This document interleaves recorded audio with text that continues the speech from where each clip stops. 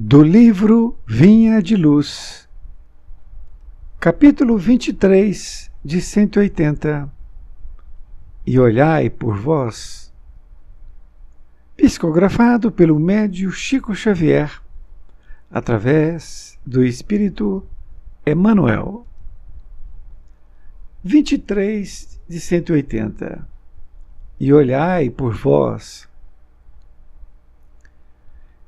E olhai por vós, não aconteça que os vossos corações se carreguem de glutonaria, de embriaguez e dos cuidados desta vida, e venha sobre vós de improviso aquele dia.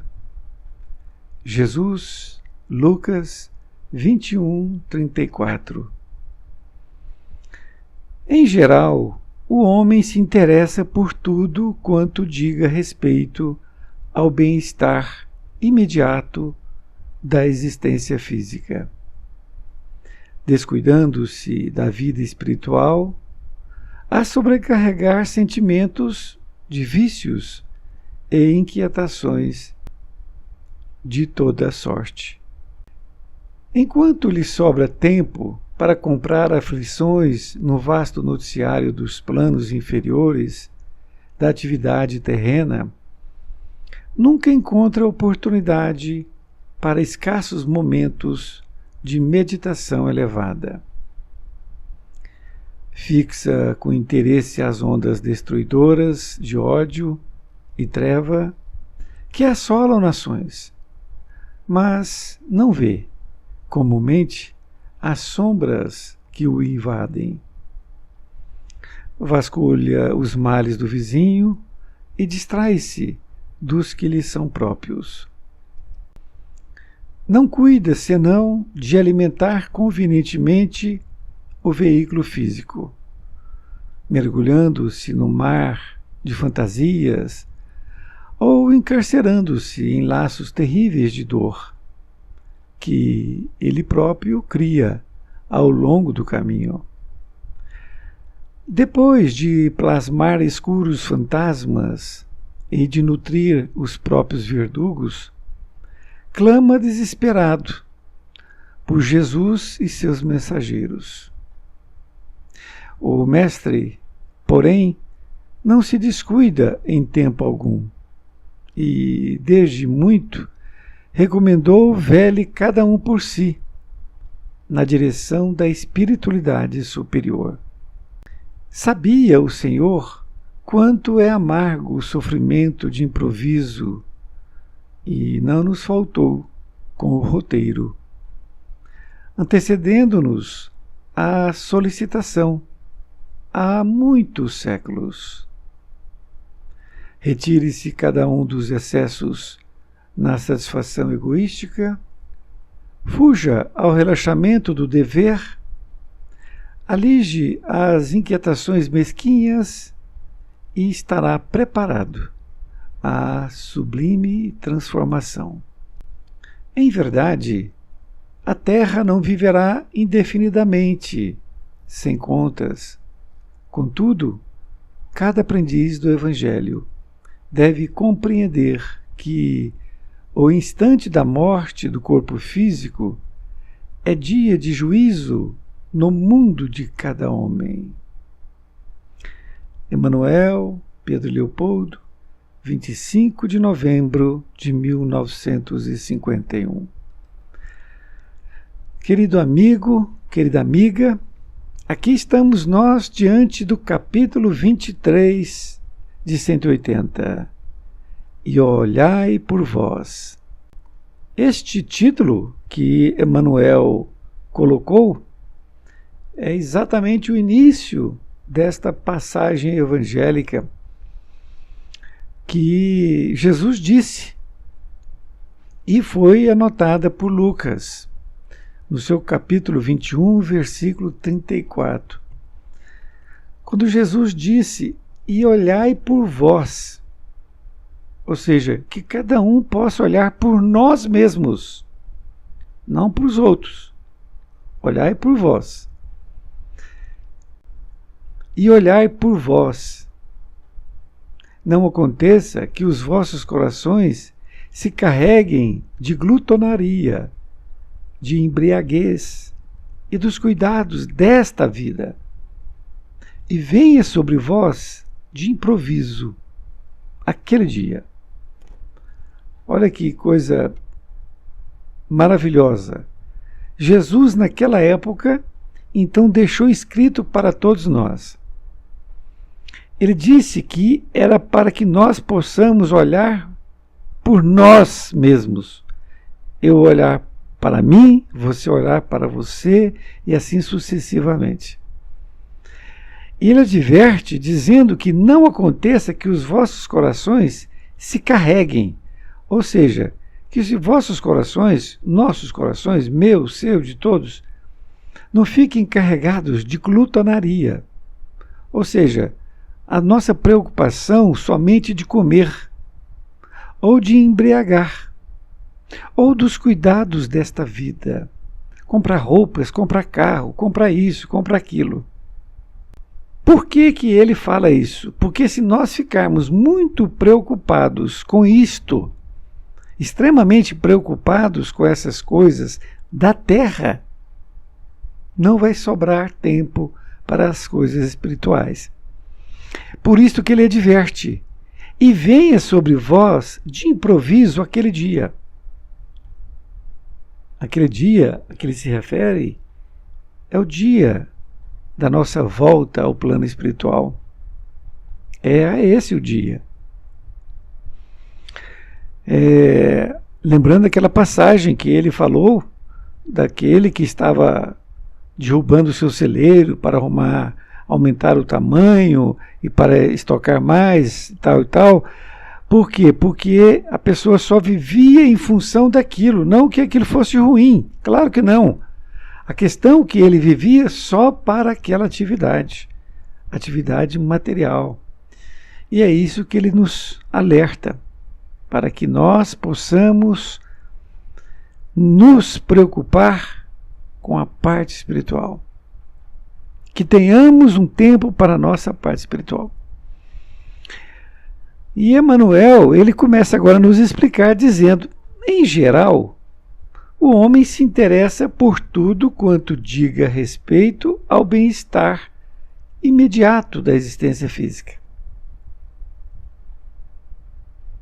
Ele está afirmando que, de modo geral, realmente o homem ele se preocupa somente o bem-estar imediato da existência física. Não é nem com o futuro, seja espiritual, seja material. Ele se preocupa com o hoje. Ele quer viver bem hoje. Ele quer tudo hoje. Não é? Ele não quer nem se planejar, seja espiritualmente, seja materialmente.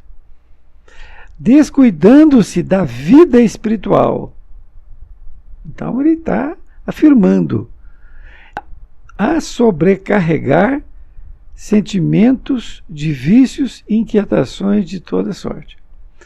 Então, quando a criatura ela preocupa demais com a parte material, ela não tem tempo para a parte espiritual.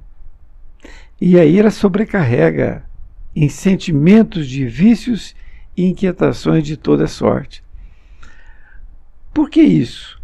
Porque quando nós temos um tempo destinado para a nossa vida espiritual, nós temos, por exemplo, o culto no lar, que nós fazemos ali, né, pedindo para o nosso lar e as bênçãos dos benfeitores.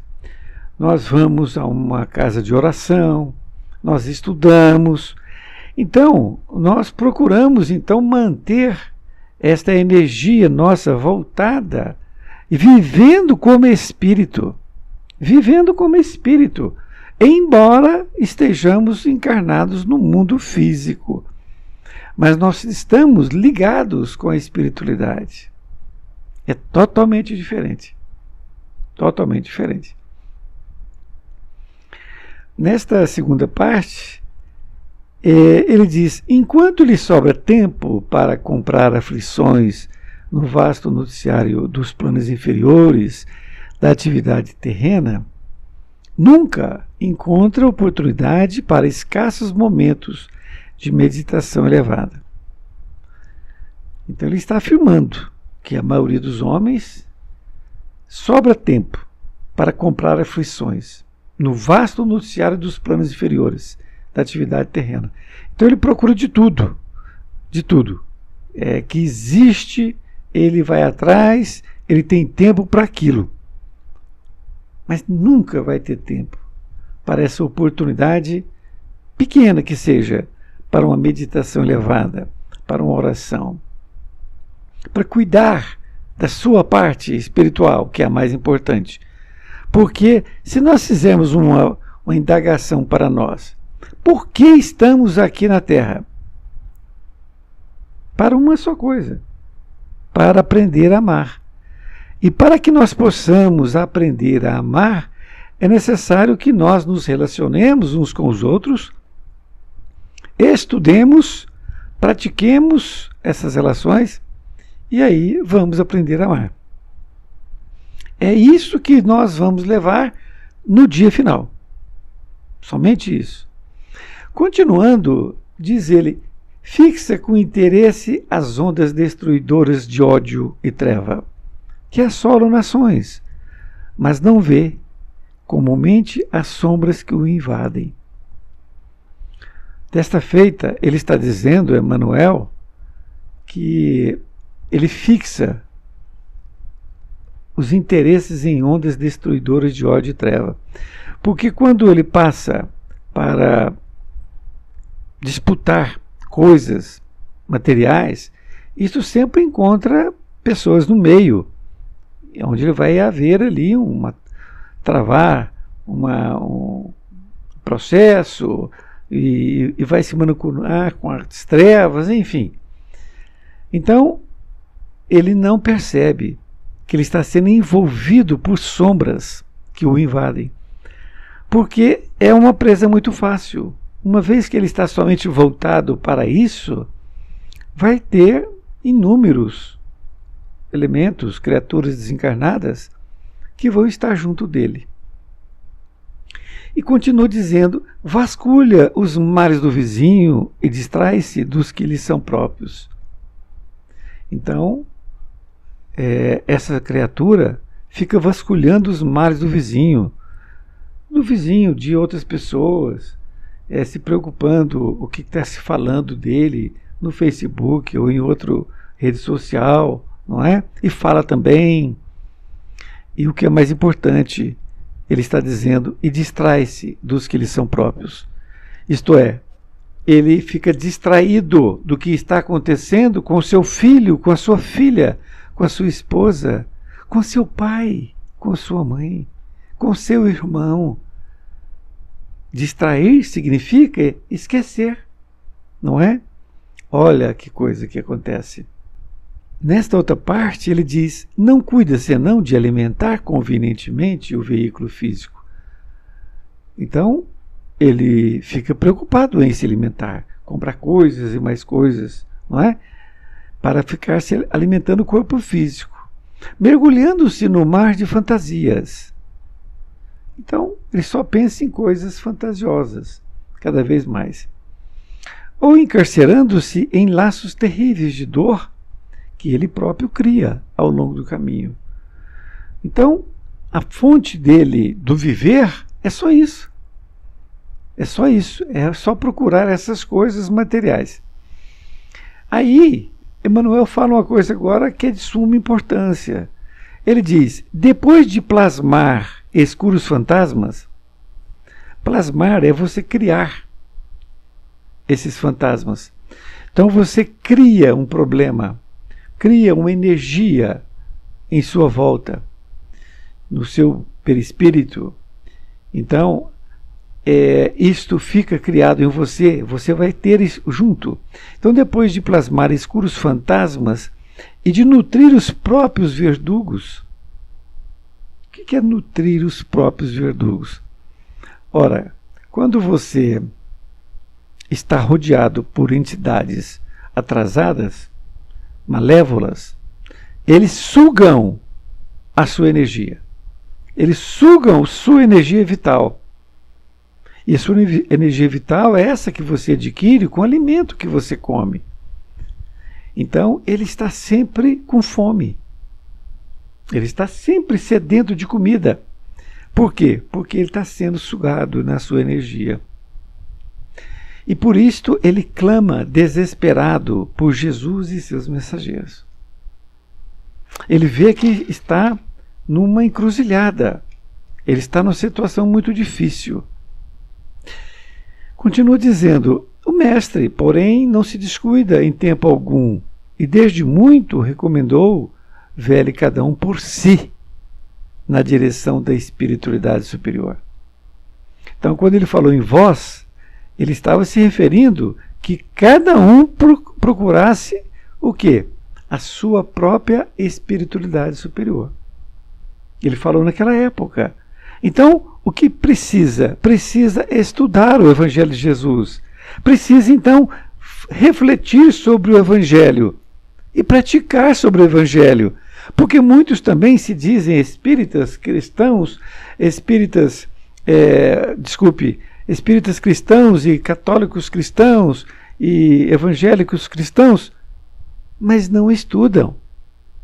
Não leem o Evangelho refletindo sobre o que ele está falando, buscando no dicionário o que está escrito, para ele refletir sobre aquilo. Nesta outra parte, ele diz: sabia o Senhor quanto é amargo o sofrimento de improviso, e não nos faltou com o roteiro, antecedendo-nos a solicitação há muitos séculos. Emmanuel, então, diz que Jesus sabia quanto é amargo esse sofrimento de improviso. De improviso porque nós estamos improvisando, fazendo de qualquer jeito. Mas diz ele que não nos faltou o roteiro e nos antecedeu dizendo o que deveria ser feito há muitos séculos. Na verdade, há mais de 20, não é? Emmanuel, então, continua dizendo: retire-se cada um dos excessos na satisfação egoística, fuja ao relaxamento do dever, alige as inquietações mesquinhas e estará preparado à sublime transformação. Então vejam bem, que se nós retirarmos os excessos desta satisfação egoística, o que são esses excessos? São aquilo que nós não precisamos para viver. Nós diminuirmos o nosso egoísmo e não fujamos do nosso dever, que nós possamos estar firmes no nosso dever. Alige, quer dizer, tire as inquietações mesquinhas e estará preparada a sublime transformação, que é exatamente nós começarmos a ver o Evangelho de Jesus como um manual de conduta, um manual de luz, para que nós possamos sair das trevas e vir para a luz. Nesta finalização, ele diz: em verdade, a terra não viverá indefinidamente sem contas. Contudo, cada aprendiz do Evangelho deve compreender que o instante da morte do corpo físico é dia de juízo no mundo de cada homem. Emmanuel está aqui nos alertando que, em verdade, a Terra não viverá indefinidamente sem contas.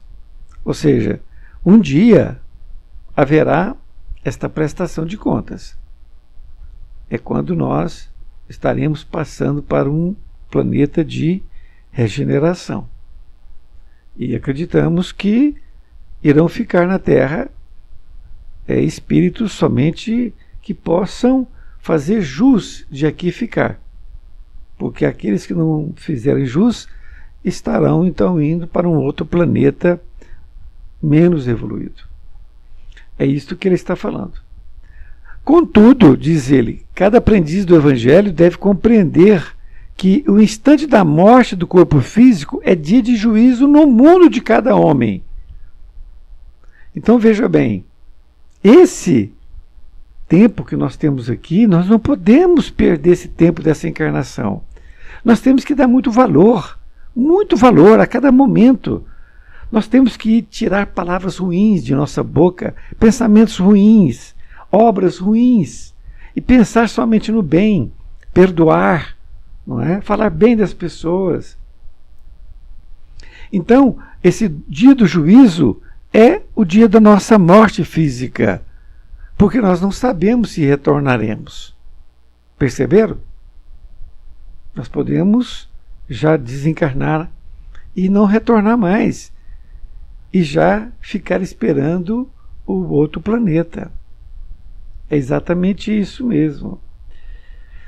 É uma lição para puxar a orelha, para que a gente possa perceber a importância do tempo que nós temos. Nosso tempo é escasso.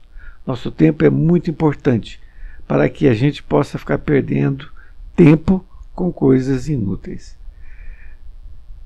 Foi muito bom estar com você e espero encontrá-la ou encontrá-lo em próxima oportunidade. E fique com Deus.